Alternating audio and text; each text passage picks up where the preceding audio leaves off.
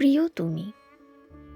কেমন হয় যদি কবিতায় আমাদের প্রথম দেখা হয়, যদি উপন্যাসের প্রিয় কোনো চরিত্রে তোমাকেই লিখে ফেলি অবলীলায়, তোমার জন্মদিনেই ঠিক রাত 12টায় নয়, যদি ভোরের কুয়াশায় তোমার প্রিয় এক গুচ্ছ ফুলে একটা হলুদ খামের চিরকুটে আমাদের দেখা হয়, তবে কি তুমি রাগ করবে, নাকি আমার সাথে হারিয়ে যাবে কুয়াশায়, এক কাপ চায়ে গল্পের আসরে খুঁজে নেবে উষ্ণতা? যদি তোমার উপর সম্পূর্ণ অধিকার নিয়ে বলি তুমি সবটাই আমার, তবে কি তুমি বলবে আমি স্বৈরাচারী প্রেমিক, নাকি নির্দ্বিধায় আমাতেই জমা রাখবে তোমার আমিত্ব?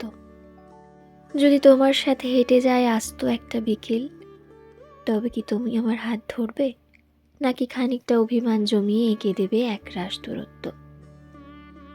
যদি বলি একসাথে সারা রাত গল্প করব, মাঝরাতে গল্পের বাহানায় তোমার ঘুমন্ত চেহারার লোভ সামলাতে না পেরে ঠিক কপালের মাঝখানটায় যদি এঁকে দেই ভালোবাসার নিখুঁত আলপনা, তবে কি তুমি খুব লজ্জা পাবে, নাকি ঘুমের মাঝে স্পর্শের ব্যাকুলতা নিয়ে কেবল তুমি আমাকেই খুঁজবে? যদি তোমার কাছে আমরণ নিজেকে সঁপে দিয়ে আমি বলি ভীষণ অগোছালো মানুষ, আমাকে খুব যত্নে রেখো, তবে কি তুমি আমায় আগলে রাখবে, নাকি ভেঙে চুরে জানান দেবে তোমার স্বার্থপরতা?